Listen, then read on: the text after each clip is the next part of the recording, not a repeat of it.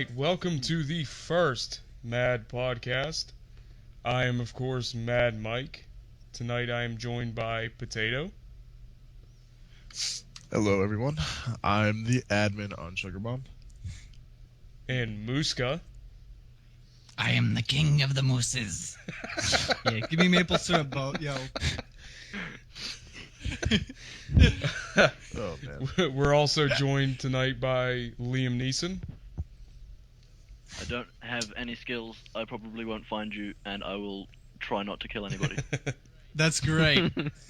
Nonviolence is generally a good idea. And also, Lost Element. Lost Element here, just your friendly neighborhood sugar bomber.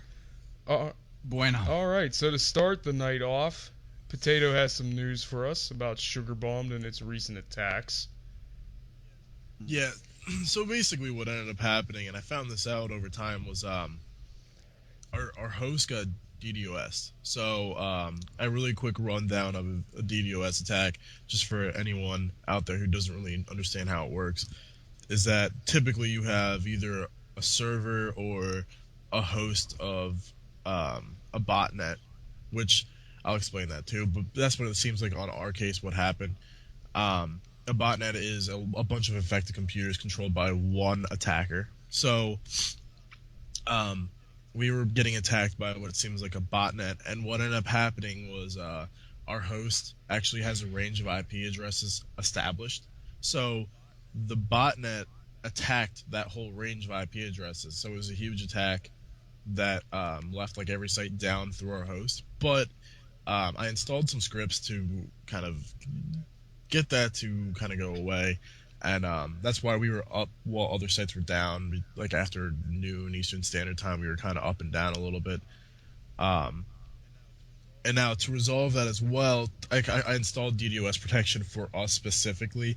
Now, if the only thing I can really do in terms of the host would be switch hosts or to host my own server, which I don't have the space for. So, Right, well, I definitely want to say you did an amazing fucking job that day. Yeah, definitely. hey, Indeed. it was Lord like, Cthulhu protects the site once again. it sucked too because like I was on break, and it was like 4 a.m. my time, and I got like messages from the staff and on Twitter, and people were like, the site's down. I was like, how long has the site been down for? They're like, an hour. I'm like, what the fuck? So I looked at it. I couldn't do shit while I was at work, and I got home, and I was looking at this thing, and there was like IP addresses from Iran that were like had 1,000+ connections to the website. Holy shit. And so I kept like I thought that maybe it was just a small attack, because I was like, there's absolutely no way that there's anyone with a large botnet attacking us, because I thought it was just directed at us. And so I kept blocking the IP addresses. Come to find out that like every time I'd block one, another one would connect. So it was a large scale attack. Yeah, that's... We got nuked by Iran. Pretty much, yeah. I was so confused when that achievement dropped. I was like, who the hell from Iran hates us that much? What are they doing? Apparently, they didn't like that no one was clicking on their date Arab women ad. One story, actually, that's like a large portion of our ad revenue. Yeah, I know. Hey, I It's mean, I'm annoying, not but, gonna fess hey. up to clicking on it, but I mean, I will say they are a reputable Also- service. I was on the website when it went down. I didn't get the achievement. I was left out of the club. Yeah, if you didn't get the achievement, for anyone who's listening, if you didn't get the achievement, send me a message on SugarBomb, because everyone should have, as long as you have 2 messages, 2 posts on the forums, you should have that achievement. Interesting. So, free points basically. yeah, so I mean, like, I'll give, the only reason I did the 2 messages was because you get the one introduction post that everyone has to post when they join now. So, one post would make sure that they're actually not a spam user, and it wouldn't have the server just going through everyone on there, Right. basically. So, I can go through and manually give people the trophy, though. And speaking of new trophies, SugarBombed unveiled some new features, huh?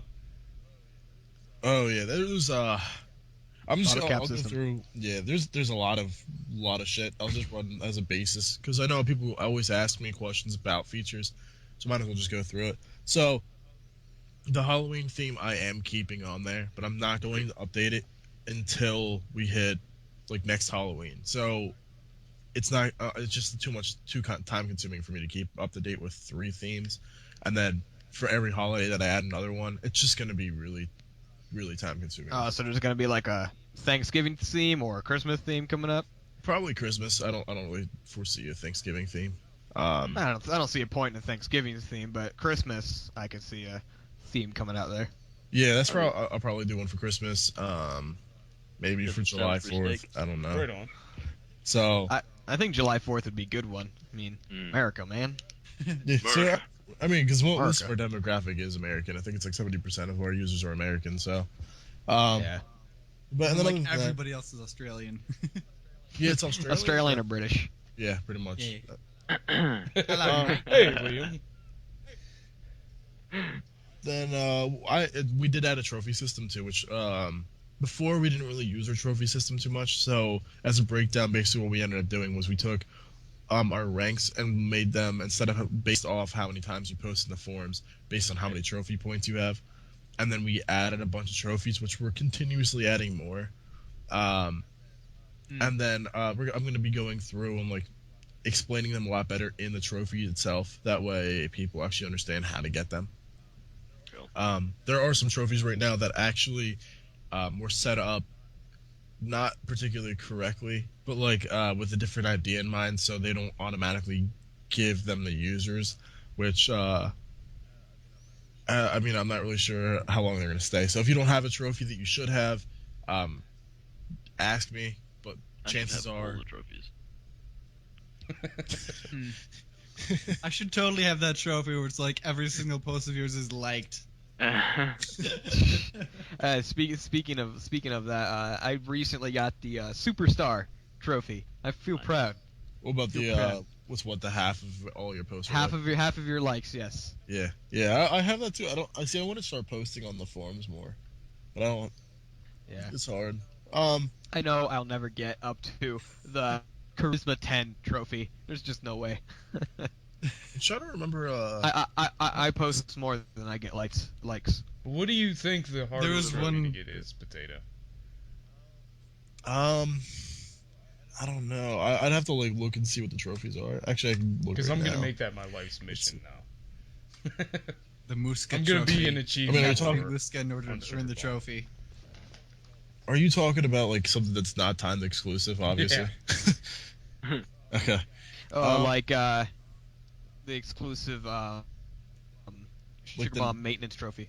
Yeah. Well, that one too. I'll do that whenever like maintenance is on. I'll probably do that as an automatic giveaway for a certain date.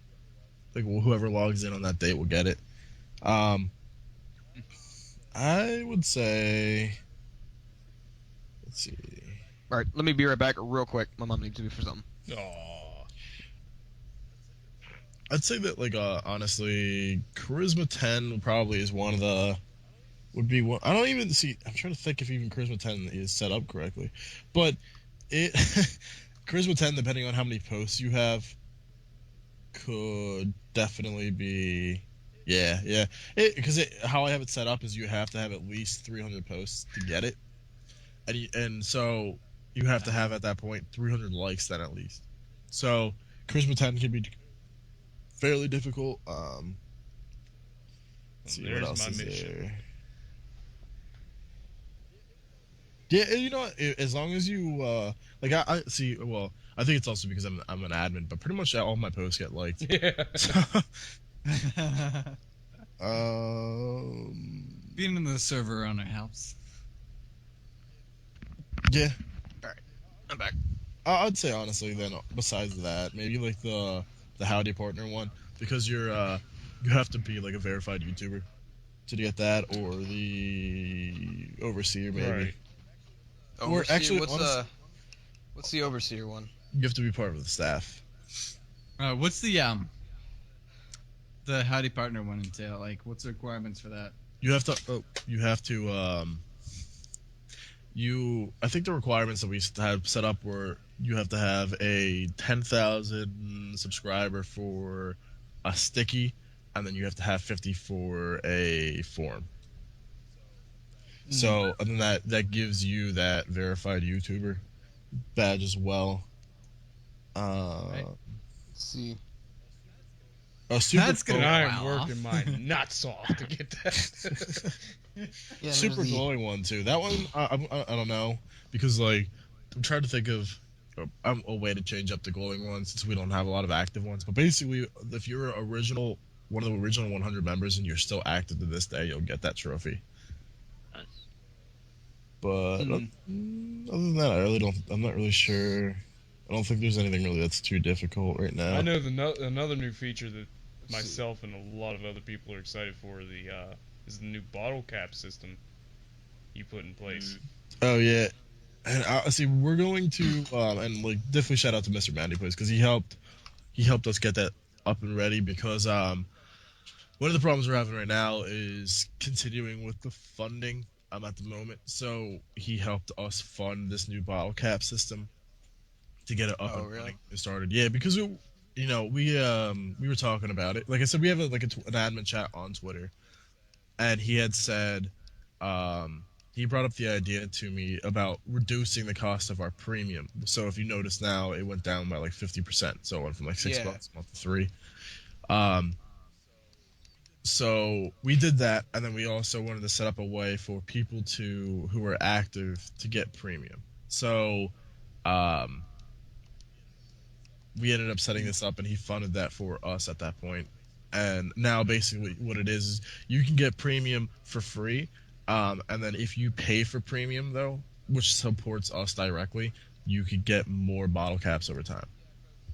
Yeah, because personally, yeah, my standpoint is that yeah, getting nice is for free, but me personally, I would rather pay the $3. Just it would make me feel good that I'd actually directly supported the site other than just some Yeah, bottle caps, exactly. which, as far as I know, doesn't exactly support you. It just shows Nah. that you're active. No, it doesn't. It just shows that you're active on the. It just shows you're active, really. Yeah, you mean you can? I'm going to set up a way where you can buy bottle caps because what's going to end up happening is that there are going to be features that aren't included in premium, but you can get with bottle caps. So if you're premium, you can still use bottle caps for something. Yeah. So, and that's where that's going to tie in. But like, it doesn't really affect us. Like, there's nothing that actually. If you actually honestly using bottle caps, we actually lose money because you can sign up for premium and then you don't have ads anymore. And so, Well, couldn't sorry, you go ahead. like make it for certain, like, say, like potato? If I got premium, I'd actually don't care if you just like enabled ads just like for me, because if it helps you make money, then I'll I go second that. I'll go for Yeah, it. I agree with yeah, that I too. can see. I can set up certain user groups where you can like say that like you want to continue with ads. Like so, I said before that one of the ideas that I'm playing with are 5,000 bottle caps for premium. So I can make it so like maybe if you don't care about ads, you can pay 4,000 for premium. But the problem with that though is that people. I know people are going to abuse it, so they'll pay 4,000 for no ads, but then they'll use Mhm. ad block. Yeah, I don't Oh, use ad fuck block ad at all. block. See, and the problem is like if people don't understand too, like how much this actually costs, and then also how we get paid. So like for example, anyone who knows anything about CPM will know that CPM rates are pretty high for YouTubers, but for websites they're low. It's like 30 cents per 1,000 Yeah. viewers. Jesus. Hey, caramba. Yeah, so we get on average maybe like 13,000 views a day right now. So, I mean, if you do the math, that's not a lot of extra money. That's not much. Yeah. Yeah, so that's really where it comes down to. And then, like, when you click on ads, that's actually telling the ad provider that you're interested in their ads. So what they end up doing is bidding on us, and different sites can bid, and that gives us a better click price.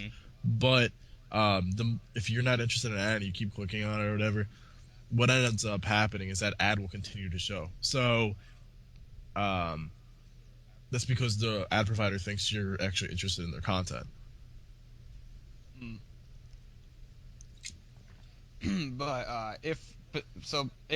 I'm gonna get premium eventually. I know I will. I'm planning to get. My dad's gonna give me some money sometime soon, and so I would actually like you to keep ads on for me when I get premium, just so it helps the site that much more. Yeah, I'll take a look Because- into it. I'm gonna, like I said, because I know there are some people who are interested in doing something like that, and like I know the staff. I had specifically asked the staff. I said, look, you're helping out the site. I can't pay you, but I can remove ads. And they said, I don't give a shit. You can Yeah, I keep mean, ads I on." think honestly, So- it wouldn't even matter taking the ads off because they're not even intrusive. You go on some sites and you've got ads It's not like popping a up pop-up. all over the fucking place, but you guys have it really nicely Yes. set up. So that's all. Like one at the top, one at the bottom. Yeah, and then I have that little skyscraper one, which that one honestly provides less money than our footer does, because how it is Google now set it up so in order to get paid for ad revenue, basically you need to be you need to be looking at the ad. So like if you don't look at the ad on your screen, it doesn't register that I have an impression sometimes, depending on the ad. So we don't even make a lot off of that one, but like, and that's the whole concept that I try to go with, because I tried explaining that to people before when they're complaining about ads. I said, look, it's either I do it this way or the site doesn't run. And I was like, and that's as simple as that. Or I can make pop-up ads, and then I can only have one pop-up ad in the beginning, but I'll get paid a fuck ton more. So, because I think typically like pop-up ads are like $5 per 1,000 visitors. It's not But bad. that'd be a lot more because you said you have like 13,000 visitors a day. Yeah, pretty much, yeah. Well, see, the page views too, $65. Yeah. Oh, yeah. like and even the page views, like they're kind of iffy, because like with a pop-up ad, I only have it pop up once, so it would pop up, and so those 13,000 views are not, or they're a lot of the same people, so it won't really matter at that point. Ah, okay. Mm. Still a whole lot more than the other ones. Yeah. So well, like that's what I'm saying. As long as we make enough to keep the site running, that's a big thing. Yeah. It'd be a really bad thing if it just stopped running. Oh, my life would be in Well, yeah, shambles. like Seriously, that's the only outside interaction I have anymore. With as busy as I am, I get on the fucking chat or browse the forums. I was Yeah, on chat for see, 7 that's- hours yesterday. like that's why the other day, one of the additions that I did do was we added support for Tapatalk, which I don't know if anyone knows what Tapatalk is. I've seen you use it a couple of times. Yeah, what it is it's for Android and iPhone, I believe. And what you can do is you can download Tapatalk, and you can, I think it's called, follow or subscribe to SugarBombed, and it allows you to use SugarBombed on your phone as an app. Oh, really? Yeah, the only thing Nice. you can't do is chat. So Oh. you can use the forums, but you can view your messages and stuff, but you can't chat. And for someone like me who's always on the go between work, spending time with my girlfriend or something, if I need to take care of something while I'm out, it's a lot easier than going on the website. So Going on a browser, yeah. yeah, it makes it so much simpler, because I get push notifications from it, and it's completely free too. That's a great thing. But the other thing that we did add, I think, what was it? Oh yeah, we added more server power. Now that ends up costing us money, but the great thing about that now is because we were originally running on 2 cores, and we had 2 gigabytes of RAM, and now we're on 4 gigabytes of RAM. We're on 4 gigabytes of RAM, 4 cores, and then we had 76% of our storage was used, and so I upgraded from 30 gigabytes of storage to 60 gigabytes. So Nice. the whole website's running a lot faster, but ends up costing more in the long run as well. So that was my one concern with that, was making sure that we'll make enough to And to cover keep that. up with growth of the site. Yeah, and with the inevitable growth of the site when Fallout releases, because my theory is that, well, hypothesis more like, is that SugarBomb is probably going to grow a lot more once Fallout actually releases. Yeah, yeah. I think that's what's going to happen as well, and that's why we're prepping to, like, you can look at the changelog and see what we added, but like one of the big things that we did add too, and preparation for this specific, or for the 10th specifically, let's say, is that we added a new live feed. It's no longer live, but what we can do is exclude certain forums. So Yeah, like the spoiler forum, exactly. So now you don't see spoilers on the live feed. Right. which is good. Yep. So So people are like, not like my eyes, spoilers. yeah. And then I got rid of the role play because that was another thing that people were talking about, like how they were pissed off at seeing so much role play for him just posted. I got rid of that too. Well, Nice. Yeah, I mean, Hasn't honestly, been, too active. The roleplay forum hasn't been too active as of yet, as of recently. yeah, I noticed. I think that's honestly it's just because a lot of people are trying to stay away from social media right now. Yeah. That Yeah. I've noticed that SugarBombed's kind of, a little dead right now.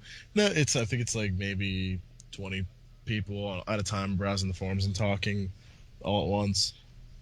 I honestly considered I'm it always for a on while. every day, so I know I'm one of those 20. So. Yeah, you see, well, I mean, like 20 people consistently, because every time I get on, there's never more than like 20 people, I don't think. Yeah. But it doesn't necessarily mean it's the same exact person.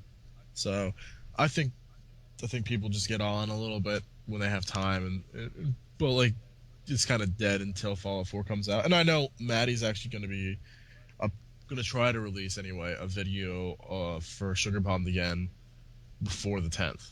So Before the 10th. yeah, Like I'm an trying to get advertising video.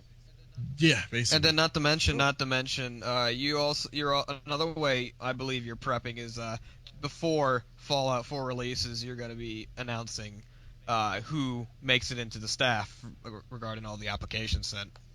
Yeah, see, and that's the main thing right now that I'm kind of, and it's difficult for me because I don't get to interact with the staff as much as I used to. So I kind of let them. I give them a guidelines, give them a basis. That's why I promoted Dingo and Dark Guitarist to head moderator because I needed someone who can be there as much as I used to be able to be there, to keep an eye on everything that I could trust. But not only that, I needed someone who could watch over the moderators, and also I wanted the moderators to figure out who would be good for the position. So right now they're I'm using like the staff forum that we have set up for that to communicate with them mostly, and probably within the next couple of days I'm gonna sit down. I'll probably actually do it when I get home from work tomorrow. I'll probably discuss who we're going to hire with them. So because I think we want like one global moderator if any, and then some chat mods and a Fallout 4 areas. Yeah, because I've noticed that for the last 1, maybe 2 weeks, like I would be on at like 10 o'clock Pacific PST, and there's like no mods on. There's no moderators on in the forum at all. And sometimes same with very early in the morning. I wake up at like 5, 6 in the morning. Sometimes there's a moderator there, but a lot of the times there isn't. Yeah, and see that was like one of the things that we're definitely like aware of because originally when we first started we had well obviously it was also a different time frame because we didn't have to worry about people in their schoolwork, but we had Boomer who would be up pretty much throughout the night, and I think his position has changed. Same thing with BK, you'd be up throughout the night, and then there was also that other moderator, which I'm not going to mention their name, but they were It's like Voldemort of the group. Pretty much, yes. Oh, yeah. But they would be up throughout the night too. So we had coverage for the whole time, and now at this point, you get on at night and there's like maybe a moderator lurking around doing the forum stuff, but like there's only one, so they can only take care of the reports. Exactly. I mean, like on the weekends, I am very capable of staying on all night if so asked to. And I generally, even during the school week, I usually hop on the mobile, take a look at SugarBombed, lurk in the chat for a little bit, lurk on the forums for a bit, before having to return to class. But but generally beyond school, I'm on all the time. Yeah, like I said, I have to sit down with them and talk about who they want to hire and what positions and stuff like that, because I'm not gonna have, I don't have a lot of time to figure out who's doing what on the website anymore. So before I'd be able to really give a good say on who would be a good pick, but I can't really do that anymore. So Because you're not as much as you used to. Therefore, you don't have a personal eye on everybody. yeah, exactly. Before I did, like, I knew everyone by username pretty much, and I knew what to associate them with. But now, like, I can't really associate someone with anything. Like, I have to go onto their account, look at the moderator notes, look at different actions that they've caused and different warnings they have, just to kind of get an idea of who they are. And if there's nothing in any of those spots, I have absolutely no idea. So, but I know really, like, just as a really quick thing, I'll run through these, and if you guys want to ask any questions about anything specific, we can. But we brought up the Wikia as an addition. Dark Guitars pretty much took care of that. I remember you telling me about that. Yeah, and we've been kind of working on it for a while, because originally we were going to host it on our server, but it became kind of complicated. So we set it up through Wikia instead of having our own I'm wiki. still pissed somebody already took the name Mad Mike. Oh, what? Yeah. God damn it. We must fight for the right for the name. I was surprised. Oh yeah, someone took Potato, so I used Potato SB. Potato. Yeah, I think SB. I wound up going with like Mad Mike YouTube or something like that. Oh, The maddest Mike. has everyone seen the Easter egg? No, just say even Easter matter, egg. Mike. Yeah, you didn't know about the Huh. Easter egg? Okay, Is it well, like something about the gray box or whatever? kind of. If you go onto the website and scroll all the way down to the bottom, then you'll see SugarBombed. I don't know. Let's see. Oh, let me guess. There's like a little dot you click on, and then Yep. it pops up a screen, and it plays a Rick Roll theme, and it's like NCR Ranger Yes. dancing. Yes. Okay, I I've gotta clicked check on that that, out. and I got nothing. Okay, I Oh, clicked on that, right and I now. got nothing. It should. I don't know what theme you're using. I'm using the standard theme. The The, Right. Really? I'm gonna click on it right now just to see. I'll have to I don't know check if- up on I that don't think it later, but works it'll on appear in the mobile, recording for however. now. Yeah, that's interesting. Yeah, but basically, if you go down to the bottom, copyright SugarBomb 2015, right next to 2015, there's a dot. If you click on the dot, that's the Easter egg. And now I applied that to every theme. Let's see. I kind of like fine tuned the trophies, and I add pictures to every trophy now. So, and I went with kind of like a Vault Boy theme. We have a spoilers only form now. That was kind of a big one. So, and then also, yeah. So basically, now if you don't want to see spoilers, you just stay away from that form. Anything else you report, we'll take care of. Usually, what we end up doing is banning the user until after the game comes out. Oh, yeah. Sugar Alright. Bomb don't fuck Sounds around. Yeah, because yeah, and then similar threads. We made it so underneath every form, I believe there is now, and then when you create a new post, it'll give you threads that are similar to the one you're posting or that you're looking at. Oh yeah, I've noticed that. That's Yeah, actually that helped pretty me cool. out a little bit today because I had posted back when I was originally going to launch the podcast. I had made a thread about it, so I was able to go back and see, my mistakes, if you will. And That's yeah. pretty cool though, because they have whenever I upgrade the search engine in the website, the search will be, or the similar threads will be like 3 times better than it currently is now. But at the moment, it's still kind of like, if you look at them, sometimes you'll have something that's kind of relevant, but not really. Oh yeah, like for some I've actually even noticed some of that. One of the few very first threads I've ever posted pop up. Like, oh yeah, I remembered my first 2 weeks of SugarBombed. I remember posting about that. Yeah, I A figured little too. bit of 'Cause, nostalgia.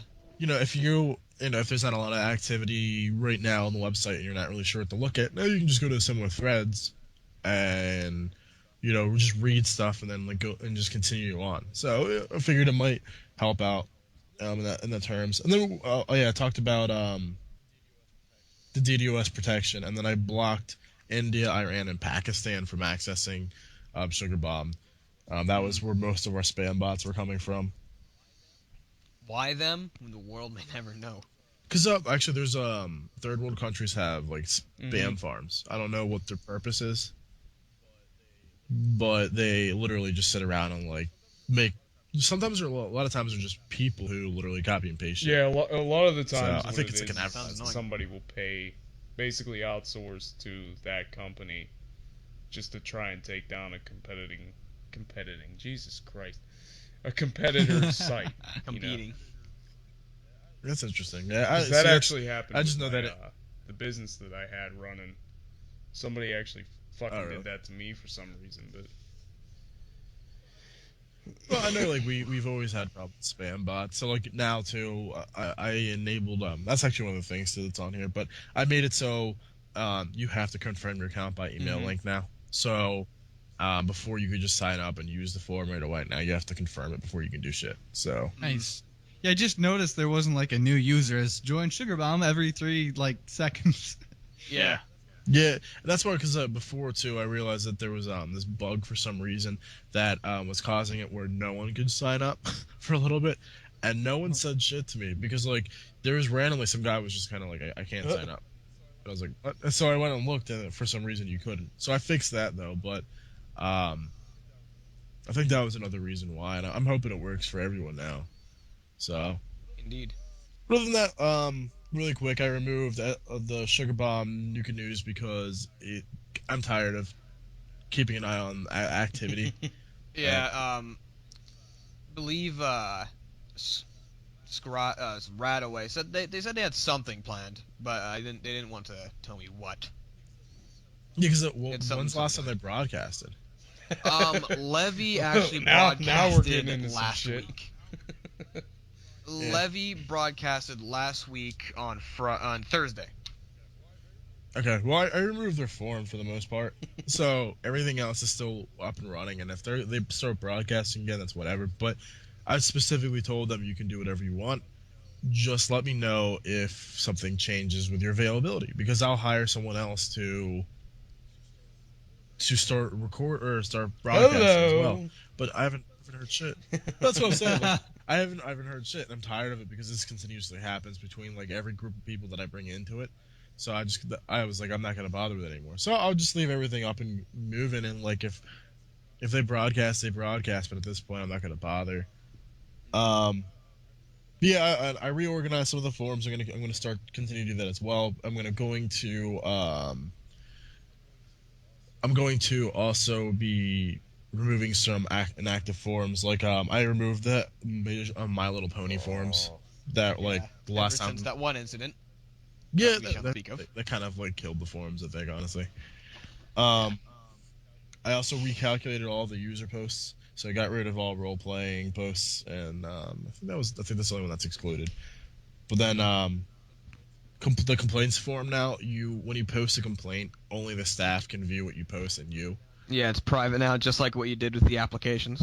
Yeah, so that way we don't have a lot of like, because I noticed before it was kind of like it would escalate certain issues that weren't as big as the deal as they should have been. Yeah. And now if someone requests, I can move them to another forum where everyone can comment on it.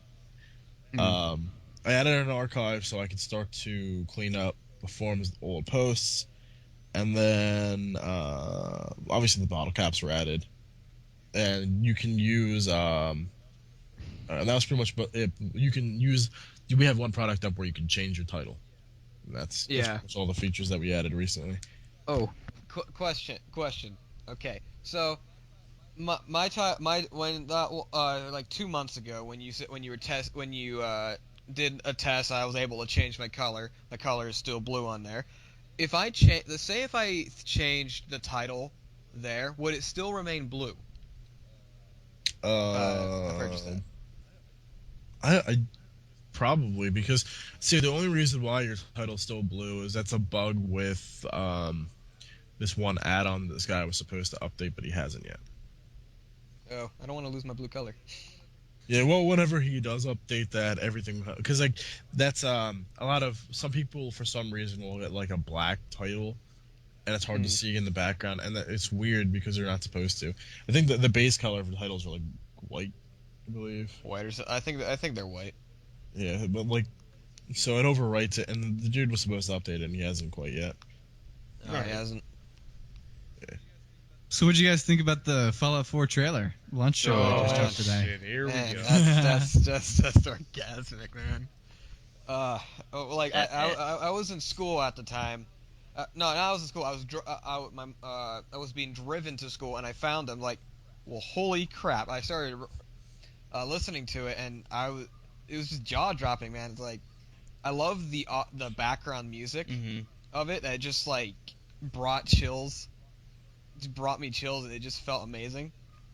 It gives like real insight. It gives a little bit insight into the story, something that we've been speculating on for ever since E3, June. really. Yeah. Somebody Ever has a since dog E3. barking in the background. Maybe it's a dingo. Yeah, it's great because we actually got to see our first insight to the new factions. Well, I mean, real insight, like the Yeah, Railroad. real insight.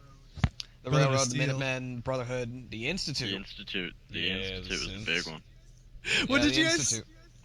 What did you guys think about that ghoul there, though? Oh, Pirate Ghoul? he sounded pretty cool. He sounded pretty cool, in all honesty. I reckon it's I going to be Sharon's brother. I thought it was kind of funny. Gob from Megaton confirmed. Yep. He moved out. My personal thoughts on the trailer, which I posted a little bit about this on. Well, when I was talking to some other people, I talked about this with them. But the great thing for me is since I work night shift, when I come home, all the stuff was being released like this. So it's always like right in the morning. So I saw it like right when it got posted up. There was like 1,000 views on YouTube at that point, and Nice. I loved it. See, like I like everyone, like you guys had said that they showed pretty much what they should have shown us before in a way, where it kind of explains the basis for the story a little bit, but not too much to spoil anything. And I really like the trailer. I really did. But the only problem that I have is it kind of gives me some kind of doubt in the sense that I'm not gonna lie, I'm a Bethesda fanboy, but I know that their story writing is usually terrible. So Fallout 3 is an example of that. yeah, it's really cliche. So this kind of like makes me think that this is gonna be another cliche story, and I haven't read any leaks or anything, and I am going. This is what my prediction is going to be, or if it's something close to this, where you're gonna get out of the vault, and your kid's gonna be like gone, and your wife is gonna be gone, and maybe dead in the beginning of the vault, and you go to find your kid, and your kid ends up being that Brotherhood of Steel guy that you saw on the blimp, Oh, and shit. then like the Brotherhood wants to stop the androids and basically harness them for just themselves, and then the Institute wants the androids to be part of and use them as like part of society and basically like that. And I think that's basically what the main conflict's going to be. So there you have the overarching story of do you side with your child and the Brotherhood of Steel, or do you go with the Institute? Yeah, see, I was the same way, except I was thinking your child would be the leader of the Institute. Yeah. Although one thing about that though is like you can make your character black, and it's pretty obvious that the Brotherhood of Steel guy is like extremely like as white as they come. He's like freaking flour. Yeah, but you So can also, I don't know, maybe. they might update it, but I'm not saying like that specifically. But I mean like there's just the idea that basically you have, your child's growing up, and you have I do to like that idea. side with him, or you end up destroying him basically. And then you also either you side with the Brotherhood of Steel and you will give them only the power, or you side with maybe the Institute and then you give them, and then everyone gets the power basically. So I think that's kind of like what the basis might be, and I'm hoping not, because as cool as it kind of sounds, it's also kind of cliche, and I'd like it to be like a little bit more in depth and a little bit more gray. So, but Well- other than that, it looks fantastic. Well, hopefully Bethesda learned from Fallout 3. The initial story, I'll say isn't terrible, but it was just presented with so many lore inconsistencies and plot holes that it's just made it terrible. Yeah, but I think in a way so- though they were also trying to stay true to the Fallout series, but also reimagine it. You know what I mean? Yeah, it was trying to reimagine it too. See, and I think with Bethesda too, one of the things that has always been consistent with them is that they're more of a side quest developer than a main story Right. developer. So they kind of like lack in that department to give you more side quests, which I don't necessarily have a problem with, but I'd rather have, instead of having 400 hours of side quests and then 20 hours of a poor main quest, rather have 40 hours of a good main quest and then maybe 300 or 200 hours of a good side quest amount, so not necessarily that ratio, but I think that maybe this time around they possibly Bethesda might would. pull through. Yeah, that's what I'm saying, optimistic, because one of the problems that I had was I don't know, have you guys looked at the Pip-Boy app? Oh yeah, you guys did, right? Because we were talking about that Oh, earlier, the weren't we? Pip-Boy Yeah, app. yeah. Oh, hell yeah. Now, did you see the map that they allow you to Yeah, look and notice how the date is set in 2287 instead Yeah. of the presumed 2277. Oh, I don't even Well, I didn't know that. Yeah. Yeah. I don't notice that. See, I It's don't. basic. So it sets somewhere around like after New Vegas, I think. I don't exactly remember the date for New Vegas, but it's shortly after. It's 2084. Okay. 28, so 3 years after. The only thing I was gonna say is the other thing that kind of freaked me out was that the map looks, in my opinion, kind of Thank you. small compared to. And like I know Maddie, when he did his review, he said that it's kind of like the size of Skyrim, and like he has a good point in the sense that like Skyrim's kind of circular. I'd say maybe more oval, so it's kind of more Yeah. spread out in one direction, so it looks bigger. But it kind of like, to me, it looks like the size of like the map of Fallout New Vegas, and it might be more dense, but I like walking through wastes. So like I like being able to walk through just like plain barren nothing for maybe Well, 5 Yeah, minutes. exactly. no, I'm not gonna mention that. I'm just glad somebody else, finally agrees with me that they're worried about the map size.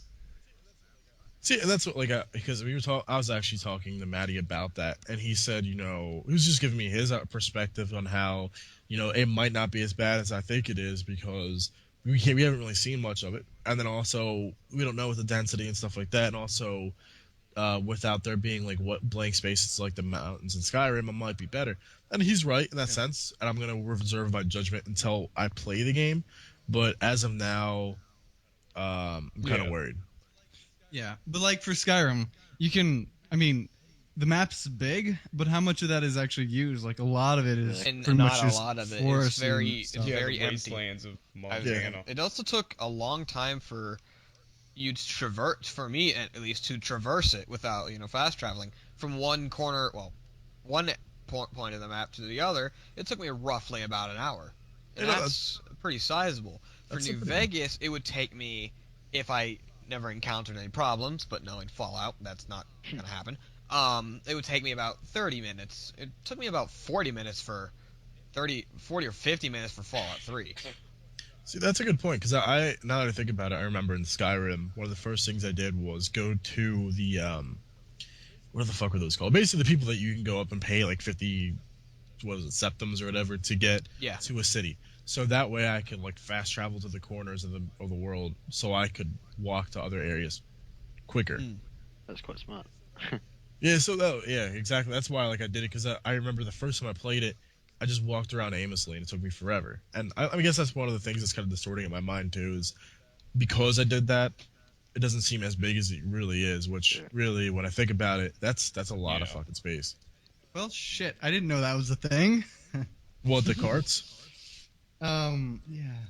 Yeah, you pay like 25 septums to have them take you to Yeah, to any of the major cities. yeah. It's pretty cool. I think I actually never utilized that system until my 20th Oh, playthrough. shit. I was like, this might be a good idea to get around faster. Let's try it. But I'm always conservative about my septums, so I don't Yeah. know. Money just seems to find its way in my pocket in Bethesda games. I'm running around in Vegas with In like Fallout 60,000 3, caps. in Fallout 3, I don't know why, caps just don't like me. I can never barter a good deal or find caps anywhere. But in New Vegas, okay, I play normal. I'm like, oh, how the heck did I get 200,000 caps? See, that's like for me what I always do, which I'm actually going to be posting on the wiki. Probably tomorrow, I'm going to sit down and actually create my character fully. But on the wiki, I have a base build that I'm going to post up. So if anyone wants to play as I'm going to play, they can. But what I usually do is I build my character towards the hoarding, because that's usually how I am. I hoard everything, and Oh yeah. I'm the kind of person who I'm like, oh, look at this. I'm never gonna use it, but I'm gonna pick up this carton of cigarettes. And by the time like I get out of there, like I'll have like 50 items that are, 1 pound, but they're only worth one bottle cap, and it's kind of shitty for that weight. But like I was playing Fallout 3 on my 360 when I had my 360 still. I think I had like 50 or 60,000 bottle caps that I just had laying around because I didn't need them. That's Yeah, true, like I mean. 1,000 caps in Fallout is a lot. Yeah. Like, but in New Vegas, 1,000 caps is just like That's like- that's to get into Yeah. Vegas. That's you need nothing. 1,000 caps. no, you need 2,000 for that. 2,000. I didn't even yeah, pay the you- caps on my first playthrough. I just I like just found a shot- I dead just- NCR soldier, took on their equipment, and went to Camp McCarran and went on the monorail.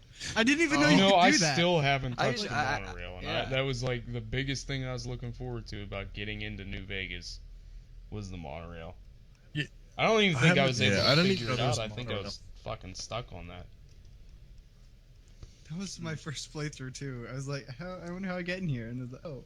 My first playthrough in New Vegas, if I remember correctly, was shit. Skyrim was even worse. Like, I remember in Skyrim, I created this character, and I loved the new leveling system, and I was like, I'm gonna be everything. And, like, the last mission in the game, I was like this mage archer, and I got fucked. And I never beat the last mission. And to this day, I still have never beat the last mission in the game. Oh, I'm not gonna lie, I've only put like 20 hours in Skyrim. I can't get into it the same way I can get into New Vegas or. Oh my god. Yeah, Wow. it's totally I different mean- style. Maybe I 2 mean, in Skyrim. as Al Chesbury just say, because it's fantasy. Also, I hate dragons. But Yeah, good I- old Al all Chesbury. right, so let's. I don't. I just like the post-apocalyptic shit. Oh, sorry. No, I was just about to say let's delve into some viewer questions. Alright. I agree. Our Indeed. first question comes from German Necromancer. He asks, "What faction in Fallout 4 are you going to side with?" Ooh. Garvey, personally, because in the trailer they were like, yeah, let's just protect everybody in that. Nobody, like, I don't think any of them have any ulterior motives. The one thing I'm questioning about that though is like there's like 5 people. How are we gonna be able to pull that off? I'm thinking we have to like build something. So I'm hoping that there is a faction for Preston Garvey because he looks pretty awesome.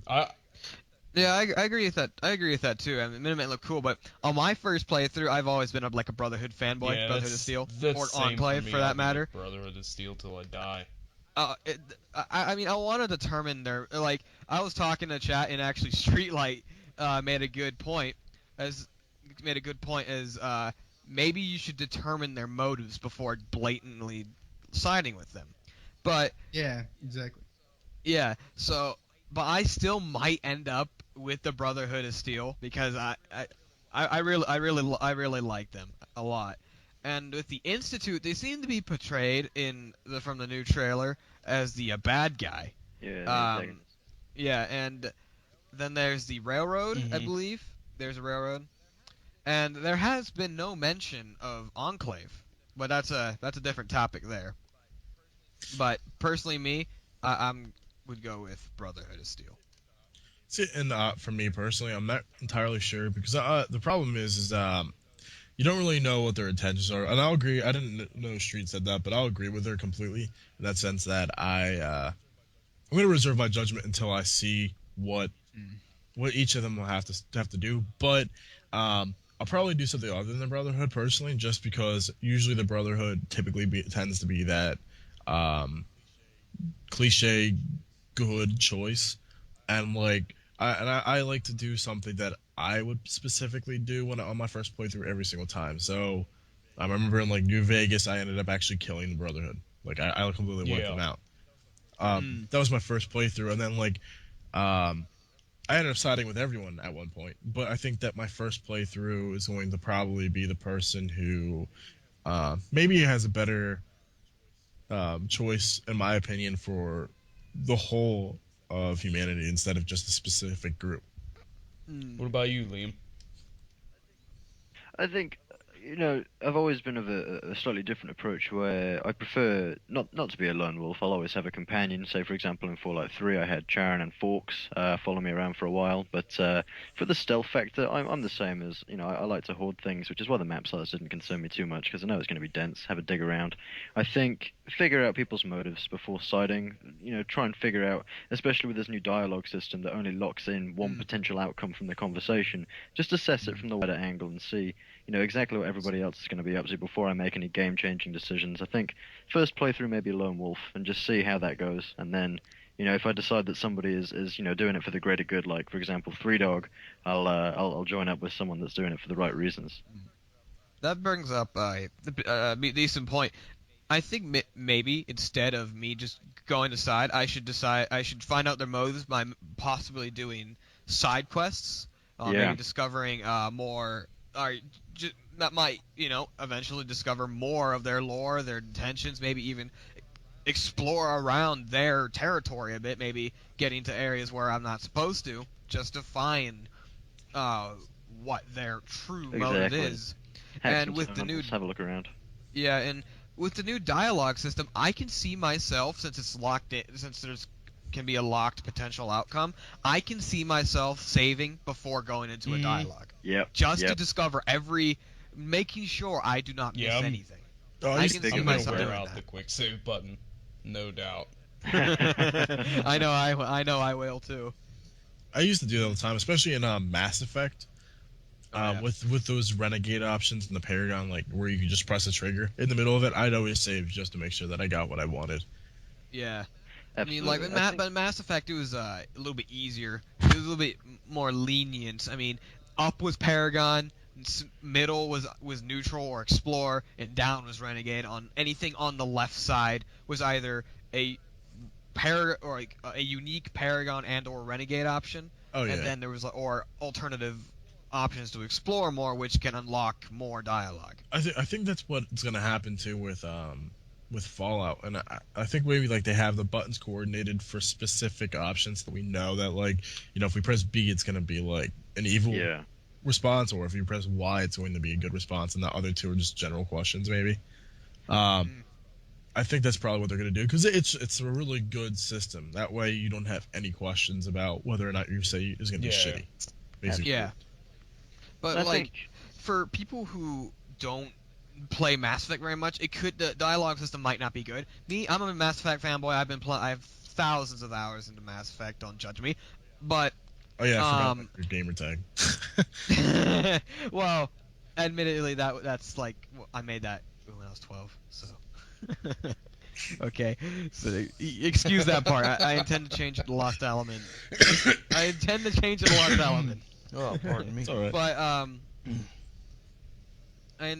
But with regarding that, you might have a overall feel for it if you've already played Mass Effect. Already know which one would be renegade or which one would be bad, evil, or neutral, just by looking at the dialogue options, because you've had that experience Mass Effect, as opposed to somebody who never played Mass Effect or anything, or Dragon Age for that matter, and is just thrown in with this dialogue system. So it could be confusing for those players that never experienced that system. I'm gonna not say it. I agree.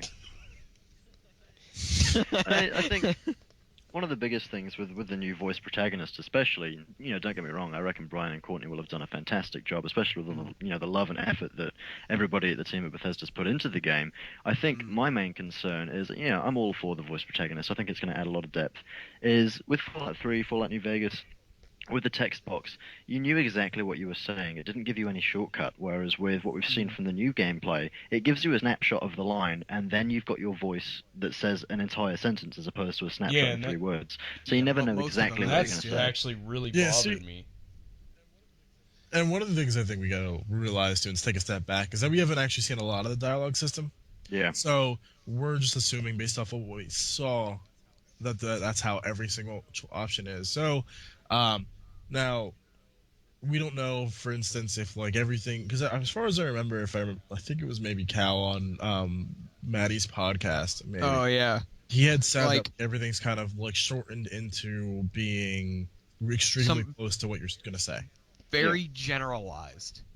Like I remember in the Summarization. podcast with Maddie with Brian T. Delaney, where there's like two options, like saying hey and hi. You say hi, you actually oh hey hi how you doing, and the other one's hey, it's like hey f you. Mhm. It's not gonna. Yeah. There's nothing like that. Brian said there would be no dialogue like that. So, and you know, they said that there are going to probably be some cases where they might happen where you're kind of like, wait, I didn't mean to say that, but that's like kind of hard to not take care of with as much dialogue lines as they have. Yeah, But, 13,000. There's got to be some slip ups on that matter, Yeah. probably. I think that didn't they have more than 13,000? No, it was 13,000 for each. Okay. See, now that's Around the there, thing. yeah. I think we just need to kind of take a step back and just go, you know what? We haven't seen enough of it because I mean, what we've seen maybe in total maybe 2 minutes of a dialogue system. Yeah, if that. Mhm. Yeah, so you know we've only seen certain cases, and especially like, mainly they were like the beginning where, like the very first contact that we had with anything, Right. if I remember correctly, it was just like Hardsworth. Oh, we had the Codsworth, the yeah. Vault-Tech guy come round, Codsworth. and Yeah, that the was first it. dialogue option was with Codsworth. Codsworth was when after you emerged from the vault and all Yeah. that. Okay. And personally, I'm having Codsworth as a companion. Just saying. Yeah, and I was because I was actually talking about Mike too. Like I don't read anything that doesn't come specifically from Bethesda. So like I only watch Bethesda released videos, and I only read Bethesda released articles. And even that, sometimes I don't even read their articles because I just like to be surprised. So I don't really know. I probably know less about this game than you guys do at this point. So Yeah, The only- I can't yeah. help myself but like track down every bit of legitimate news. I'm not looking into that other stuff. The only resource that I've got for it, I don't check Bethesda's blog. I don't go on YouTube. I avoid social media like the plague after the leaks, especially. Funnily enough, I still check Pete Hines' Twitter. I check Brian's I Twitter. checked out a lot too. Yeah. Just to see obviously what the fans are asking, the answers that they're given, because of course they're keeping everything under their Right. hats, as you would naturally. So it's just the best way to get the answers that you want in such a fashion that you're not having anything ruined. No, I will say too that like I'm not doing this as a plug-in too, but like I know mainly the YouTubers that we have on SugarBombed, and then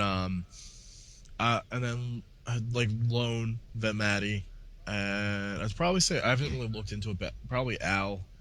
I know like specifically, definitely though Lone and Maddie, they don't mention anything that's not official. Yeah.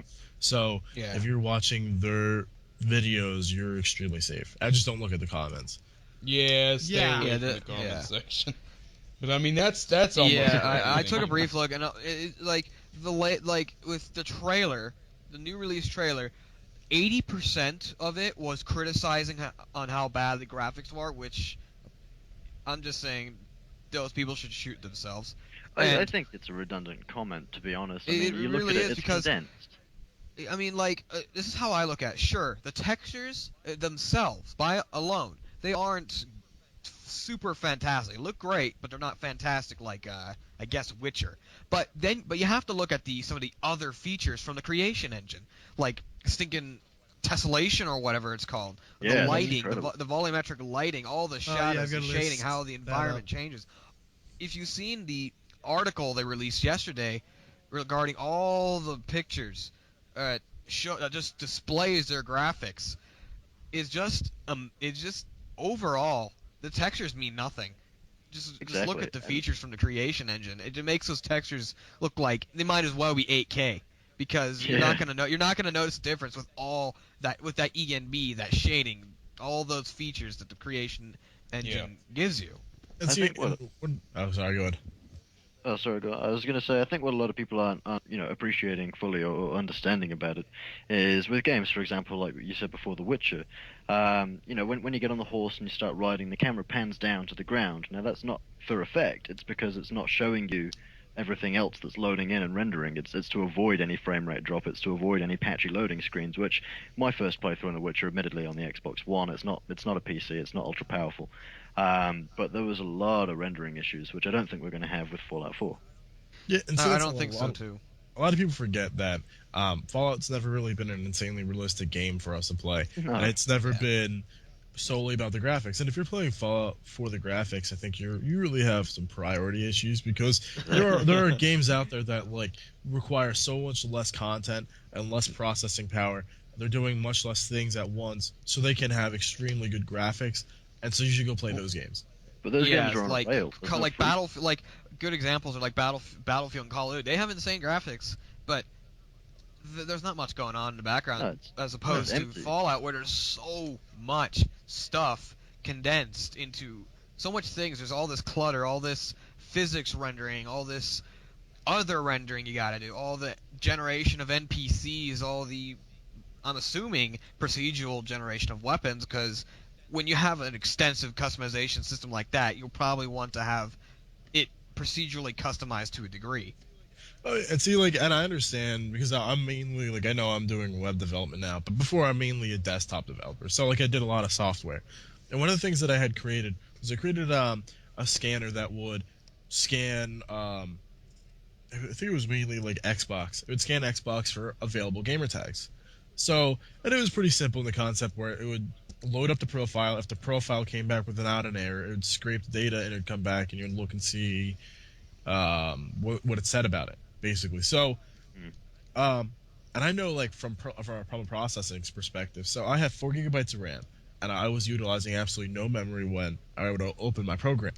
But in order for me to scan the website, I would have all of all the cores being used on my computer, which wasn't a lot, but it would use all of my 4 gigabytes of RAM to process this, and I would still, like, to scan 6,000 usernames, it would take me like 30 minutes. And that's because it's all very intensive. So, like, just imagine having, like, all the small little details and all the little models and things that are required for a game like and Fallout. the physics to go along with them as well. Exactly. So it has to render every specific little thing. So when you have larger scale games that more is going on, it requires more processing power. Thus, And- you have to sacrifice some things, which is actually what Bethesda pointed out very early after Gamescom, I believe, is that, well, guys, we had to sacrifice graphical power because there's so much, because in order to do the stuff we want to do. Yeah, and They've said this in the Bethesda's beginning. hallmark. Oh yeah, and that, I think that a lot of people just don't really realize and appreciate how much actually goes into creating these games. And you know, like, they could, like, with the amount of technology we have right now, they can make it so much better, but it wouldn't be compatible with most of the technology that we have available right now, like on a base level. So you would be able to play it on like consoles. I mean, like, even in 2007, you didn't, because I was watching, like, I forget what this movie was called, but the movie's animations everything looks so realistic. It was insane, and you can't do that for a game because we don't have the technology itself to make a computer or a console render it that realistic on a live scene. Because Absolutely. movies are essentially pre-rendered, I would be assuming. Mm-hmm. Thus, there would be no performance issues. But you look at a game where it's got a live render, a lot of things, you got all these other things going on, while the movie just has an animation, audio, and a model. Well, I mean, take for example Grand Theft Auto 5, right? You've got the map. It's a big map. Obviously, it doesn't seem it when you're zipping around quickly in cars and planes and whatever. But you load up. You're in the loading screen for, say, multiplayer or even single player for, you know, a couple minutes. You're not limited to where you can go inside the map. You can go all over the place. And if you were to do that with a Fallout game, which, you know, is already going to be huge and dense, really dense, being Boston, and then have it anything more than what they've got, you're going to be a loading screen for ages. You enter a small building, another loading screen. It's gonna drop frame rate, especially on consoles. People that have PCs will undoubtedly come out with 4K resolution texture mods, which I welcome. But for the other half of the gaming community that don't have these big flash computers, that have got consoles, or that they're a bit more limited, maybe they don't have time to invest multiple hours in a day to play this game. Graphics aren't going to matter to them. They're in it for the storyline. They're for the enjoyment of playing, not the enjoyment of seeing. If that makes sense. That's how I am. Me, graphics are a bonus. I mean, if I have an opportunity to increase my graphics and my computer not catch on fire and explode, I'll go for it. I'll go for it, definitely. Well, I mean, me personally, I go into Fallout simply like looking at a graphics standpoint because they have such unique graphics. You know what I mean? If they went for hyper realistic, they'd lose out on so much. And they'd lose the their Fallout feel, really. They'd lose the unique Fallout feel. Well, it's got that vintage, American dream artistic kind of aesthetic to it. And if they were going to go to photorealism, post-apocalyptic hasn't happened. We don't know what it looks like, so it's all imagined. We don't have any reference to me, points. realistic graphics. We can only it's only speculation. Realistic graphics to me don't mean shit. I mean, look at the Cup Boy, that game that's coming out. It very unrealistic graphics. It's got the whole 1940s, 1950s animation feel to it. It's one of the most beautiful games I've seen in a long time. Yeah, exactly. But like. Yeah.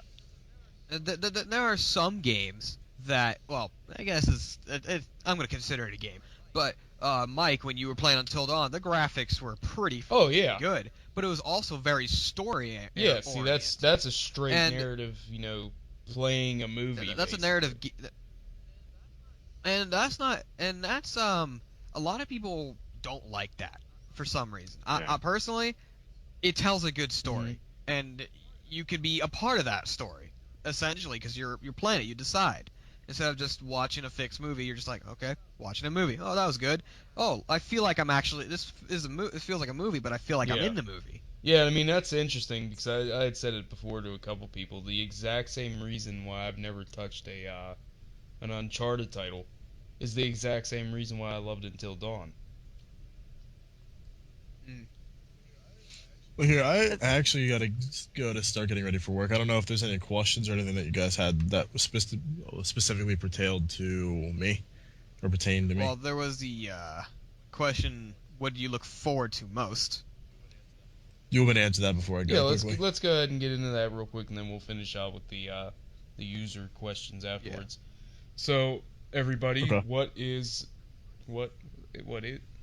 What are you looking the most forward to in Fallout 4? God, that sounded fucking stupid. Do you even grammar? All right, you go first, Potato, because you gotta. Okay. To do. Basically, what I'm looking forward to. I know this sounds really stupid, and then I'll explain a little bit more in depth. But I'm looking forward to just the game as a whole, how everything's going to work together. So I like the whole settlement building idea. So I'm looking forward to how that's going to interact with the rest of the game and the storyline. So and how that can affect the storyline. Yeah, and I'm also very interested in the environment because usually we see and I know I said this earlier about how I like the big wastes, but usually we see the more scarcely populated areas. This seems like it's going to be extremely interesting in that sense, and then also with the whole settlement building, I'm interested in how that's going to allow you to possibly get more powerful things, and if that's going to create the game to be basically make the game a lot easier than it should be, in the sense that you can get more money quicker. So I'm interested to see how they're going to balance that, and for me that's pretty much what I'm looking forward to as a whole. Yeah, see me, I'm all about the all new crafting systems, whether it be weapons or the settlements, because that's always a big draw to me. Anytime a game has features where you can really make the game your own, that's just beautiful. Oh yeah. I mean, I've been looking for so long for a game that would just, you can take a little pistol and make it into a stinking bayoneted plasma gun or whatever. I mean, hell, the baseball bat has countless fucking mods. I know, you could attach freaking saw blades on the end of that. And what's cool is I want to take a laser pistol and turn it into a fully automatic laser shotgun. I want to take the hunting rifle and turn it into some super long-range rifle that I can blow somebody's head off from very far away. I love the fact that you can customize the weapons so much. 50 base weapons, 700 modifications for those weapons, as quoted by the god himself. It's just that is the biggest attraction for me in games because I love shooter games. That's why I play a lot of Battlefield. That's why I like Battlefield's customization system because you can customize the weapon a lot. And that is the biggest attraction to me for Fallout, and the second biggest attraction would be the settlement building. Gonna be compound main. What I think is going to be interesting too is I don't know how they're going to work with the whole traders thing, but one thing that I've barely heard anything about that I spoke with I think it was Maddie and All Out about a little bit, like maybe about a month ago, was unique weapons. Now that they have the whole system how they have now, and that you don't have skills anymore, how are they going to work unique weapons and armor? So that's going to kind of tie into what I said earlier, but it's also going to make that also brings me up to a point. We have a layered armor system now. Does that mean we'll have unique layered attachments to them? Or is it just like a full physical suit? That's one of my questions. If you look at the Pip-Boy app, I'm pretty sure it answers that for you. Yeah, I kind of avoided trying to figure out the whole armor system is there going to be... I felt like that was just going to blow up my mind. Trying to wrap myself around it. I know there's a layered... I know there is a... Continue. No, that is all. Oh, okay. I know there is a layered armor system, but I'm wondering if each individual layer, like the right shoulder pad, there's unique shoulder pads like that. There's unique shoulder pads. Because I know maybe if you look at it, Maddie, if you don't have the app, if you can look at Maddie's video and he shows it, they have like I think the helmet, each shoulder pad, each knee pad, stuff like that. That's all little different parts. But I guess what you're saying is, are there unique versions of those parts? Yeah, like I think you'd get if there isn't already like an powered armor shoulder pauldron.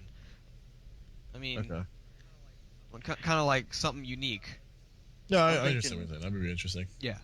If you get something like, say, a set of T51B, and you can mix and match that up with T45D, I think if you were to get a unique set of power armor, for example, you could put unique shoulders on a non-unique suit, for example. So you'll get a whole set of something unique, and then just kind of mix and match how you feel like. As opposed to having one unique set of gauntlets that doesn't go with anything else. They're just their own gauntlets. Yeah, they're just their own gauntlets. It's just, there's a big mismatch. Everything fits together in the power armor system. It just works. That's quoted. It just works. I had to get that in. But I am very keen on the T60. The T60 and the X01 series are very appealing. I like the bulkiness and the mean look of the T60. Yeah, it looks pretty sinister. I mean, myself, even playing through Fallout 3, playing through Fallout New Vegas, I collected the power armor just to have it, but Fallout 3, I used the Riley's Rangers combat armor. I just found that obviously the agility boost, and obviously it didn't weigh you down. It was pretty much impervious to any kind of damage except from Deathclaws, which, I mean, the power armor was useless against Deathclaws anyway. So light armor was my jam, but I think with Fallout 4, particularly showcasing, obviously, how overpowered that power armor is now, it's definitely going to be something I'm going to have a lot of fun with. Oh, yeah. And how that... And Deathclaws, man, they're a lot scarier. Yeah, they look intense. It's like... Oh. I gotta get going now, but so I will talk to you guys later, and then as a really quick note, if you guys have any questions or you need anything, feel free to message me on SugarBombed, or obviously if my Skype's I think on the website too. So if you need something, you can also message me on Skype. Thank you very much for joining us tonight, Potato. Lord Cthulhu. Darth Tater. No, I'll talk to you guys later. Lord Tater, a high potato. Yeah, let's not go into that one again. Just don't become a baked potato. Catch what? Tater tot. Alright, see you. Cheers, Tater. Alright, and how about you, Musco? What are you most looking forward to? Is it wrong if I say no more neck scenes? No, I hated the neck seams. The Drag's seam concealers were my savior. Yeah. Especially no, when you had really. like that was I'm nice. really excited to just becoming a sniper and killing everything in the waist that isn't Oh, friendly. you sniper man! Imaginary high five. Oh yeah. My build is going to be oriented towards a sneaky sniper. I'm so going with the hunting rifle, and I'm so going with a revolver, and I want to see if I can get that revolver and turn it into a revolver rifle. And knowing Fallout, nice. I hope you can silence the revolver. The Yeah. amount I of mods, I'm sure you could. made about a hope so. minute of a video talking about the new sniper rifle that they have in the launch trailer, how it actually looks really cool. Because I didn't personally like the sniper rifle in Fallout New Vegas and Fallout 3. It just kind of looks a little bit weird, didn't not like like something you'd actually have in the real world. Yeah. I really did not like the look of the sniper rifle in 3 New Vegas. I was like, this thing looks ugly as crap. I'm just gonna use the hunting rifle, man. Yeah, I always wanted to go back to that, but I couldn't bear to do that just because of how much power that the sniper rifle has over the hunting rifle. Mm. I- The sniper rifle is all right. Continue. Sorry, go on. No, go on, go on. Well, I went to the GEC, and I'm just like, you know what? I can't bear using the sniper rifle. I just buffed the damage values of the hunting rifle to the values of the sniper rifle, just so I don't have to use a sniper rifle to have its power. Because I love the hunting rifle. It's just a weapon I've always used. I went in Fallout 3. That was the only weapon I ever used, besides that one moment in Broken Steel where you basically had to use the Tesla gun to knock out the vertibird. Spoiler alert, but that's too late. Yeah, I mean, if you haven't played through Fallout 3 yet, the fuck are you I doing don't think with it's your worth life, really? Spoiler alert. Yeah, if you're listening to this podcast and you haven't played all of Fallout 3, maybe you should go back to Fallout And actually, 3. how the fuck did and you even play come it. across this podcast? Is it the wrong time to say that I haven't played Fallout 3 yet? Huh? Wait, really? Yeah, I bought all of those, so I'm gonna go back. I'm sorry. Do it. Well, I think Do this it, would but be a good. If I must suggest to you, at least run a mod that removes the bugs or adds an iron sights just to make your gunplay that Oh, more yeah. enjoyable. Yeah, Definitely. and first, I've already downloaded an E&B that's gonna get rid of the green tent. Oh yeah, I did too. I have instead of the moon, the normal moon, I have a moon as Saturn, and it looks awesome. That's pretty cool. Nice. It's huge. It like covers like half the sky. It's great. 2 words for your first Fallout 3 playthrough. Say again? 2 words for your first Fallout 3 playthrough would be Lincoln's Repeater. Oh man. Yeah, I've heard about that. I'm gonna get it. Butte. You need to get it. You need to get it. Dude, get the Lincoln's repeater. That is great. But warning, 44 Magnum rounds are pretty hard to find. They are. Yeah, not with console Yeah. They're commands. very rare. Nothing's rare with console commands. But That's not you can fun. get you can get a regular supply of 44 Magnums rounds over at Rivet City where Flak and yeah. Shrapnel is. Flak Oh my and Shrapnel. gosh. In New Vegas, like, I blow through the 308 ammo so often. It's just like, whenever I see a merchant that has only 40 rounds, I'm like, what the hell are you doing selling just 40 rounds of 308 ammo? Go, get out of here. Like, you're not in the right business. Yeah, I'd always befriend the NCR no matter what playthrough. Well, except for my one Legion playthrough. But in my playthroughs, I would always befriend the NCR, then go to Hoover Dam, go to the requisitions officer, convince him to sell me his supplies, and he'd have like 500 rounds of 308 or more because like he would have like 5,000 5mm and like and like 10,000 10mm rounds. It was crazy how much ammo he had, and I had so much caps that it didn't matter.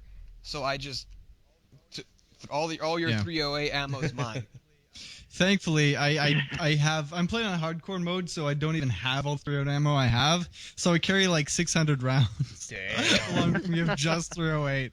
Well, And it Yeah, takes up like half my I think this would be a good time yeah. to.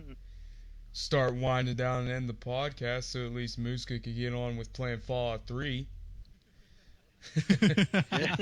Oh, wait, we only answered one question. How many Oh, other we're questions gonna are have there? to skip that because 3. we're already. I think we've gone. Yeah. Yeah. Well over. Yeah, we yes, can 2 hours. work those in next Or- time. But anyway, No, it's if been you're about- listening to us still, yeah, it's been thank about you an for hour and a half. making it this far. I really don't know how you did it. I hope we were interesting. our I hope you ramblings. had some laughs. Maybe learned some shit. And maybe hyped you up more Yeah. for Fallout. Yeah. what's really fucking got me excited about starting the podcast is just the fact knowing that this episode's gonna be uploaded, and then the next episode that we record will be after Fallout 4. We'll have knowledge on. Oh, Yeah, and then we'll. Oh yeah. that's everything in my I'll- life. Like the next I'll- time I have sex will probably be after Fallout 4. I will be a changed man. Okay, Mike, be sure to invite me to the next podcast. Oh, I thought you were gonna say should be be, sure to invite me to the next time. You have sex." Shit. Oh, so Let me bring my camcorder. we'll leak the footage to Pornhub. But Except the porn stars will not be No. Todd Howard, unless Yeah. Special invite. we'll get P. Hines instead. I'll call them on the phone and leave it on Right. speakerphone. But all right, guys, thank you for tuning in tonight or today or whenever the Enough fuck of our you're ramblings. watching this. Make sure you leave a like. Make sure you drop a comment down in the comment section. Feel free to ask us questions to answer on the next podcast, and I promise we're going to work on time management more so that we can get to more questions. And also make sure to subscribe for more Fallout 4 news, Fallout 4 podcasts, for more gaming podcasts, for fucking, I'm doing a ton of shit. Make sure you guys also check out Muska on YouTube, subscribe to him, and also check out SugarBombed.com, today's podcast sponsor. It's Indeed. the bomb. Check out SugarBombed. I'll be your best pal. Yeah, dead serious, mate. Right? But- That's great. Alright, is there anything else you guys would like to say? This is your friendly neighborhood sugar bomber. Signing off. Tidy. Tally ho.